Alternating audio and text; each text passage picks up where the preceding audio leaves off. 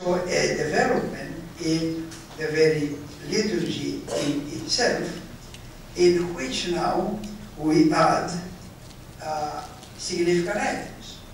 We add, for instance, the hymns Agios of Theos, which is in the middle, at the beginning of the liturgy, after the long kind of series of petitions. You have not simply the reading of the Gospel and the Epistle, but we have a procession of the Gospel. This is a new development. You have then the great entrance. You have then the so-called Eucharistic canon, which comes after the recitation of the Creed, and at that point, any non-baptized person will be out.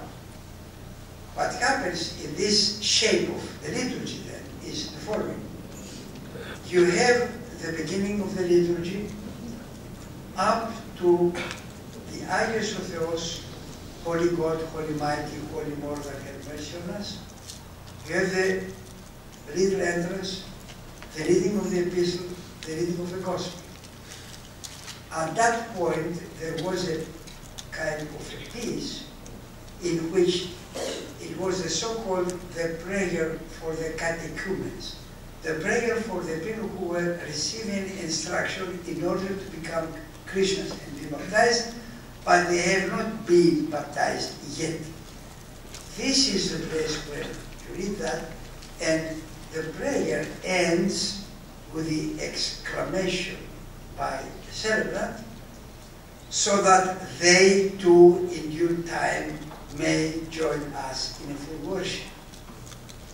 And at that point, the deacon or a priest exclaims, "The catechumens, please leave now the church." Now, this doesn't happen today, but it is included in the church, in the text of the liturgy, and it was in usage.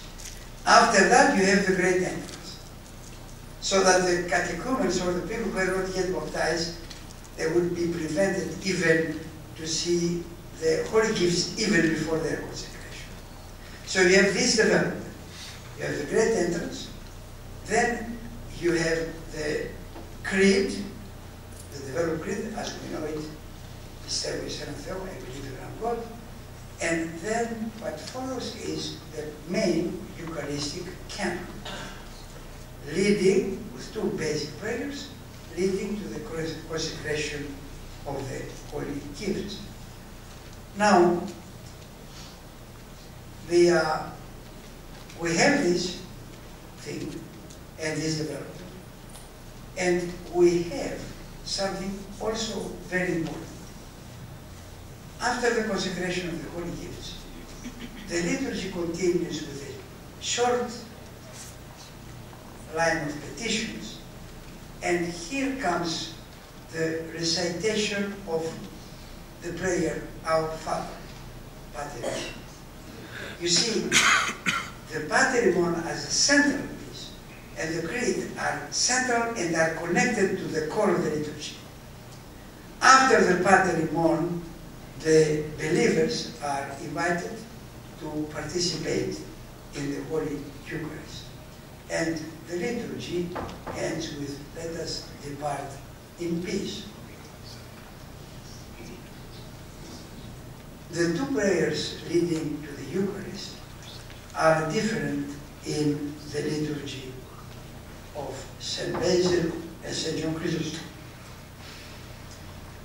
We use the liturgy of St. Basil during the Lenten period, Sundays, and then during 2 or 3 major feasts, like Christmas and Epiphany, and also on St. Basil's name day, January 1st. It's 10 times in the year. The rest of the year, we use the so-called liturgy of St. John Chrysostom. They are both liturgies that took their form in the 4th century. They are the same. The difference is the prayers before the consecration of the holy gifts are longer in the liturgy of St. Basil. If you recite them, the one takes 4 minutes, the other takes 3 minutes. And St. John Chrysostom is 2.5 minutes. 1.5. What is there is a narration of the main events related to the consecration of the holy gifts. What we have, it's important, what we have here, St. Basil starts from the creation of the world. What God did to the people comes down to the incarnation, ministry of Christ, crucifixion, institution of the Eucharist. In the Chrysostamic version, that's shorter. We don't have this kind of rules. But in essence, we have this type of liturgy. So then, here we have the final form. A first part with a series of petitions by the deacon or the priest, to which the people respond with Kyrie eleison. The procession with the gospel, called the little entrance. The hymn, Agios o Theos, Holy God, Holy Mighty, Holy Immortal. Reading of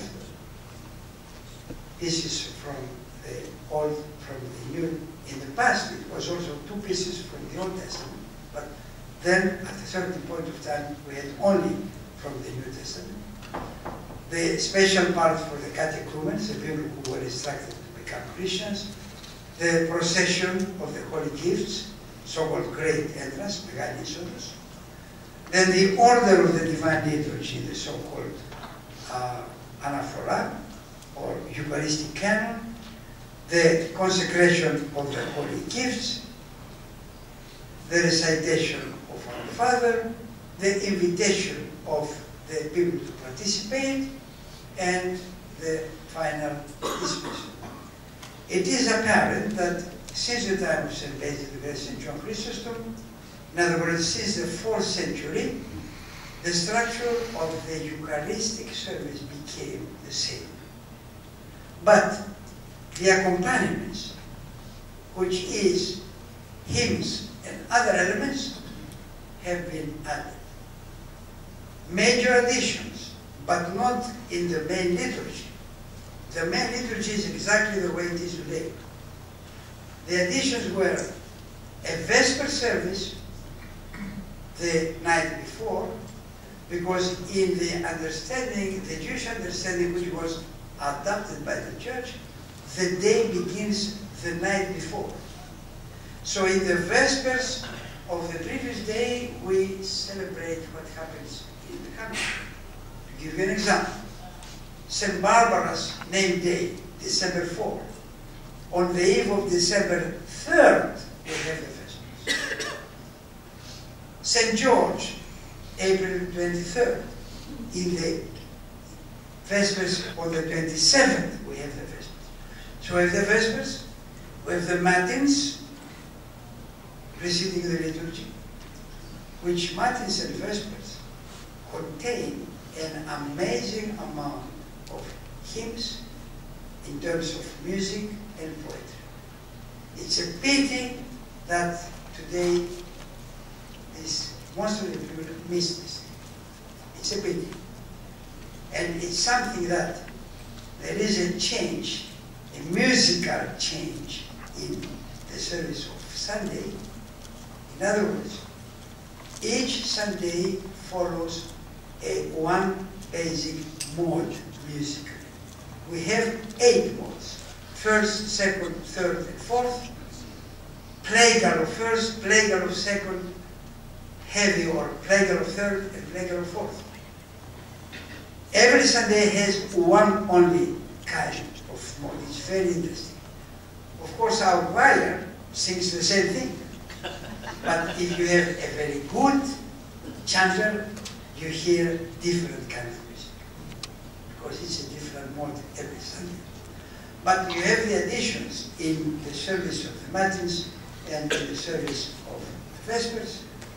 You have the very elaborate services during the Holy Week, morning, evening, Vespers, Matins, the so-called services of hours, that's the name, 1st, 3rd, 6th, 9th hour. You have services of pre-sanctified gifts. You have plenty of services.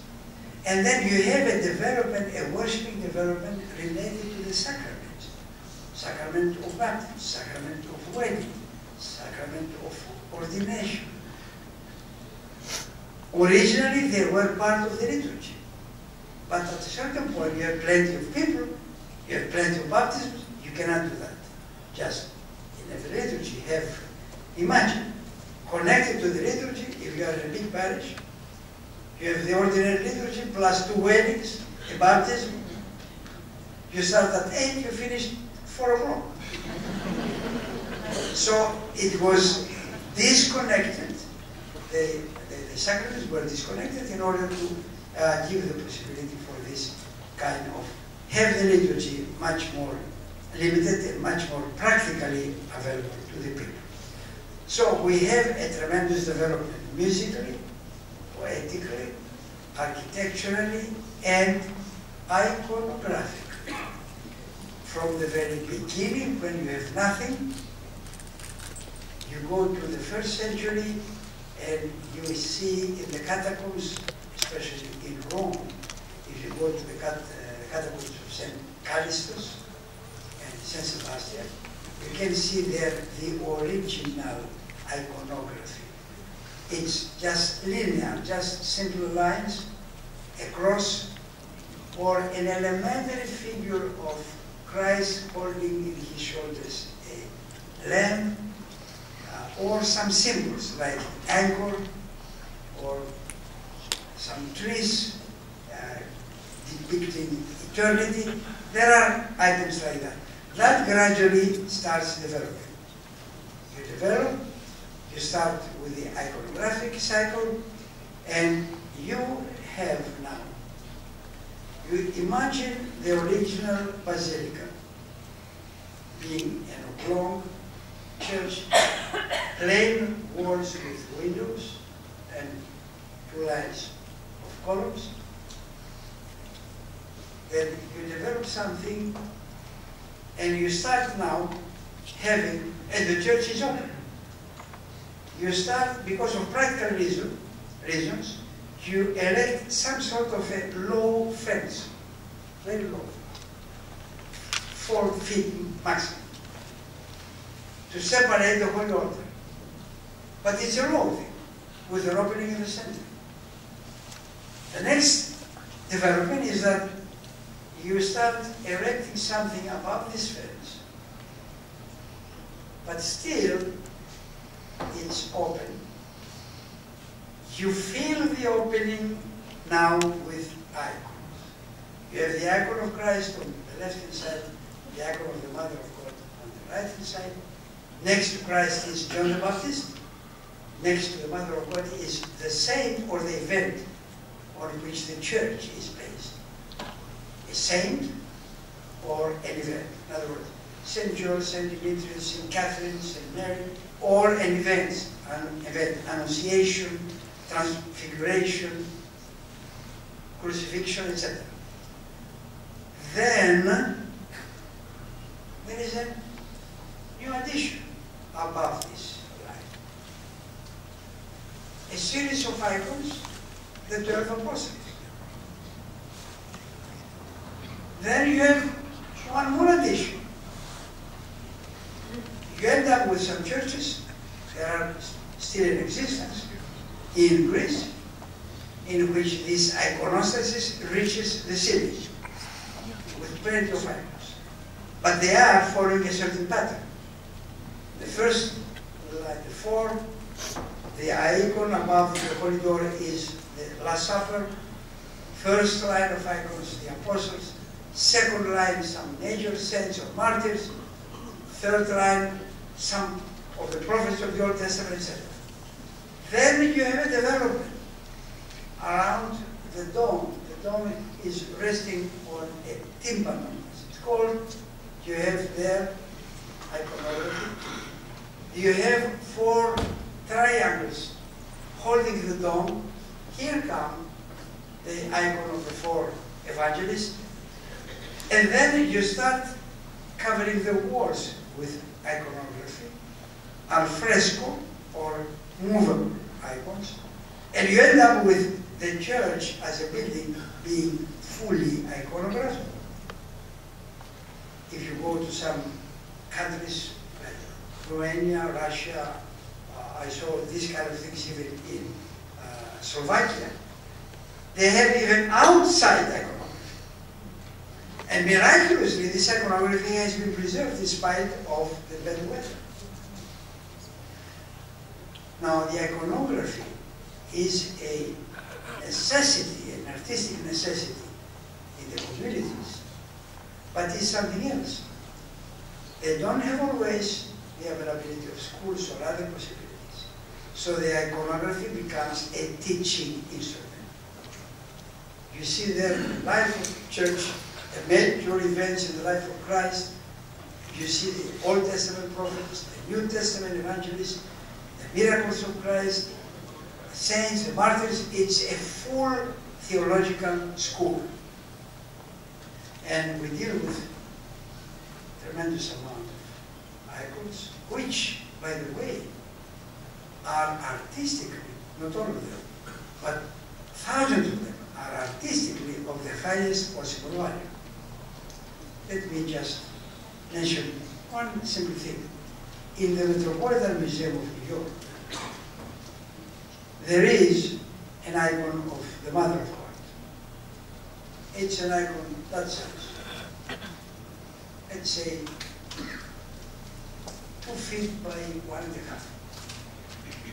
This icon was bought by the museum for $44 million.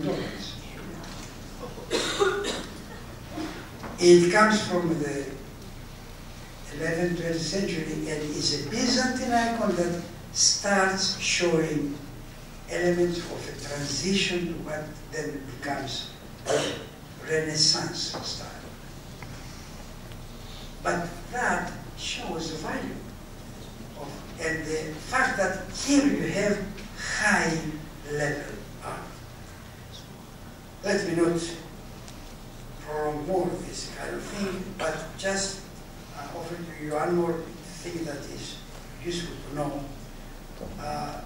There has been a development, in addition to the liturgy of St. Basil and St. John Chrysostom, liturgies, which finally are the two liturgies in the